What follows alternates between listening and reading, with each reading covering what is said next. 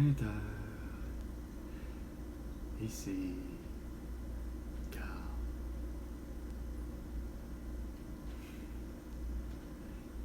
à l'intérieur d'une chambre de modèle Bento cher. C'est comme avec les logements, peu importe que ça soit en tout temps, depuis 5 ans, là, c'est dégueulasse. Même si, pour le vrai, j'ai été, en fait, 6 ans pour le vrai, de 2019 à 2024, mais on est dans 2025. Mais sur globalement, comme 5-6 ans, quoi que vraiment plus, là, j'ai réussi à maintenir quand même un prix à ce que moi, Carl, ne cesse de dire que déjà, je vois depuis mes 22 ans, j'en ai 48 en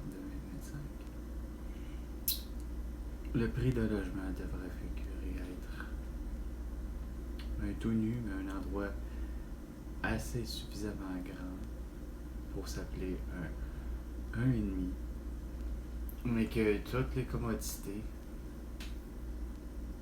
prêtes à servir.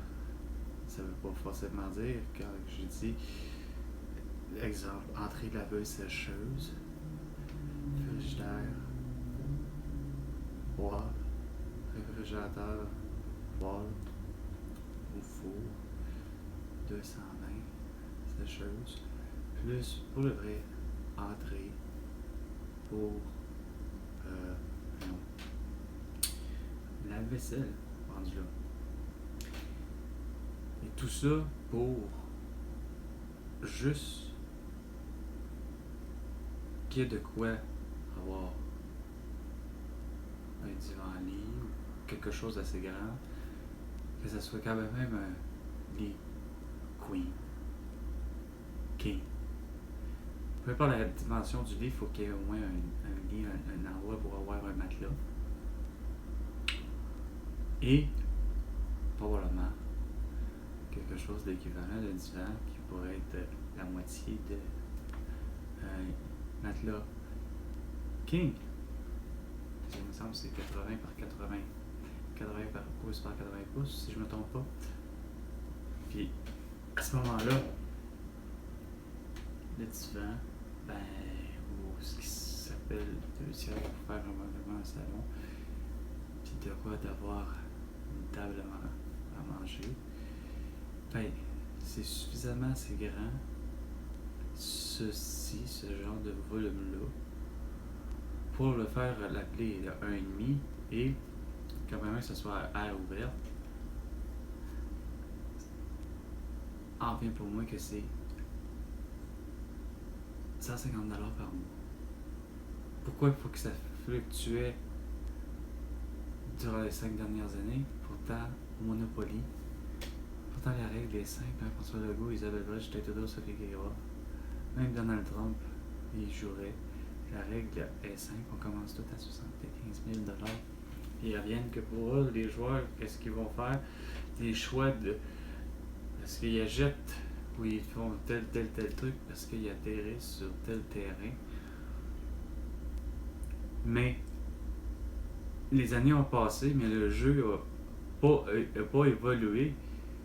Dans le sens qu'aujourd'hui, on pourrait faire avec la place Elon Musk quasiment, ou la place Trump, les hôtels Trump, avec des prix dérisoires. Mais le concept est pareil. C'est qu'à un moment donné, il faut être, à un moment donné, cohérent dans nos choix, là, tu sais. À un moment donné, là, ça fait de la démesure de voir que, la nourriture va te coûter tant.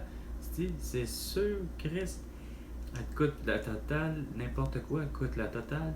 Même chez Dollarama, ça coûte la totale. C'est pas compliqué. C'est pas des farces, tu sais. Quand c'est rendu que tu trouves même pas. Tu sais, le concept, comme je disais, en principe, c'est supposé d'être 1 litre vu que c'est embouteillé, 1 litre devait être à 1$. De tous les liquides. Peu importe, c'est suffisamment le coût de fabrication, là. Regarde, non, vous implantez une consignation, ça, non, sac, ah ouais, en plus le sac éco petit, j'ai oublié d'avoir, il est 34 cents, même pas 35 cents, tu sais. Mais faites-les à 25 cents, puis c'est suffisant, puis maintenez le prix jusqu'à l'an 1 million 25. Maintenez le prix jusqu'à 1 milliard 25. Je sais bien que moi, Carl, toi, François Legault, Elon Musk, Pierre Capelado, puis tout ça, de ce monde, hostie, on y sera pas à cette année-là.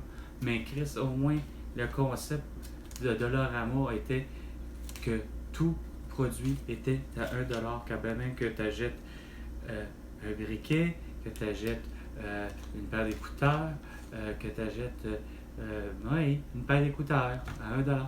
Tout était à 1$. Puis des fois, ben, il y avait une forme logique pour arriver à 25 cents, limite, ok?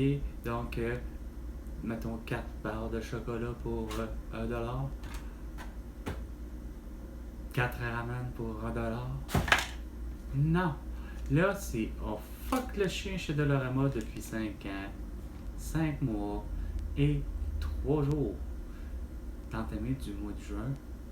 Hein? Il faut quand même se rendre au 1er juillet pour que ça fasse vraiment 6 mois d'une année. Mais Chris, que vous n'êtes pas capable de comprendre dans 5 ans la planète Terre, et surtout au Québec, et surtout dans le reste du Canada, des États-Unis et de la planète Terre, pas capable de comprendre les pannes d'économie parce que on aura beau avoir fait faire, dans le fond, tous nos petits cossins de Dollarama depuis le début, particulièrement, semble-t-il, de la Chine, pour littéralement implanter le même concept, c'est-à-dire qu'en Chine, tant qu'à avoir ça, ils ont effectivement la bannière Dollarama, puis probablement écrire par-dessous ou en-dessous, ou peu importe, au-dessus du côté, probablement en mandarin ou en cantonais. Rendu là, je m'en fous, en chinois, écrit en chinois Dollarama. Et que les Chinois, les Chinoises, ils vont pour effectivement avoir la même affaire, c'est-à-dire acheter toutes sortes de petits produits, semble-t-il du quotidien, qu'on a de besoin. Et effectivement, tant qu'à moi, 24/24. Je me fais à la face après le travail de prendre l'autobus pour me rendre, semble-t-il, par autobus à l'endroit le plus près qui serait du travail d'avoir un Dollarama pour constater que j'arrive à 1 minute 17h30 qui ferme un Dollarama. Il me semble que